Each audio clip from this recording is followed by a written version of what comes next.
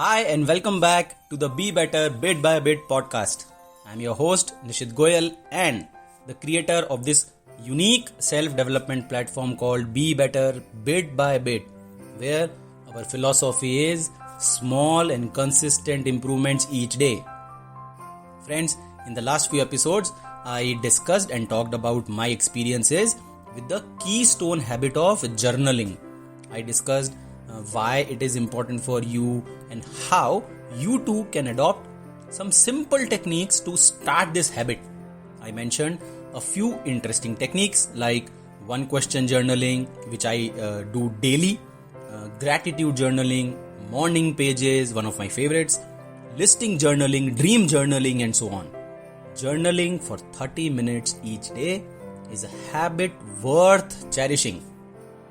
I love my morning hours where there is no one except me and my journal notebook to spend time with each other. It's like a romantic encounter where you put your heart out to your partner. You're speaking to your partner, to your loved one. Friends, journaling is not just a habit you want to have. It's something that comes automatically to you. You might tell yourself that you are not someone who loves to write, and you can't be or you don't feel like as serious as a journal writer, or you might feel that it's a habit which only serious people generally have. No, in my experience, journal writing is much more than that. We all need to have a conversation with ourselves sometime in our life with ourselves by tossing around with the idea of doing something meaningful versus doing something meaningful. A keystone habit like journaling helps you fill this gap. I have been writing journals for a long time. It's all started a decade ago when I started writing about all the events in my life. I used to pick my laptop and start writing about any events which hits me, be it my school annual function, to attending a marriage, to playing a game of cricket, maybe to buying something new, my first job, my first salary, and so on. I used to simply write whatever I wanted. To me, it was an amazing way to record and rewind these events and enjoy the beautiful moments once again. That's how my journaling habit started. There was no structure, there was no plan, it just happened. A few years back, I was in London for my work. I was there for a long period of time. I returned home one night to find that the entire home was ransacked and the burglars took all the valuables I had. The laptop in which all my stories were stored was gone. For a few months, I had no clue. I was lost. The usual banter was running in my head. Why me? But soon I realized those stories were my stories and no one can take away those from me. I started again. And this time it happened in a much better way. When I restarted, I gathered a lot of courage to write something for the world. And that's how my blogging or story writing journey on Medium started. See, that's the connection my journal writing gave to me. It connected me to the world of writing, opening myself up to the fact that I can write for others, I can publish my work, I can make money from my work. That's why I call journaling a keystone habit. It gives rise to other habits also. I quickly captured the journaling habit once again, and as I mentioned in the last episodes, the Dan Luca method, which Dan Luca has defined in his popular and famous book, The 5 AM Revolution. His method of answering one question each day helped me build up journaling habit. It gave a structure to my journaling habit. Soon, I picked up the morning pages technique also. And just like that, I realized that I was rounded up by this beautiful habit of journaling.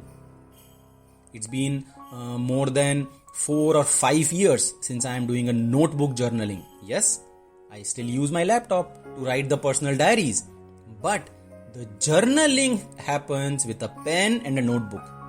I respect this habit and I know without making a connection between my mind, hands, pen and a paper, I will not be able to juice out the maximum benefits of journaling. Friends, this podcast and the past few episodes where I captured all my experiences with this habit, the idea was to keep making small and consistent improvements in our lives. And that's the philosophy I work with each day, be it my running schedule or reading habit or trying to be productive at the workplace or spending family time. I try to put small efforts, but I try to be consistent with it. Slowly, these efforts balloon, they snowball. That's my experience. When I look back, I see all these small efforts culminating into a sizable achievement. And yes, it happens every time. I don't believe in those big leaps. Instead, set big goals. Break it down into meaningful chunks. In fact, break them down further and then make small progress each day. Be consistent with these small and tiny efforts. So, tomorrow, don't target to launch yourself into the journaling habit by targeting a 30-minute session with your notebook. No. Keep just 5 minutes for it. Set a time, maybe 7 a.m.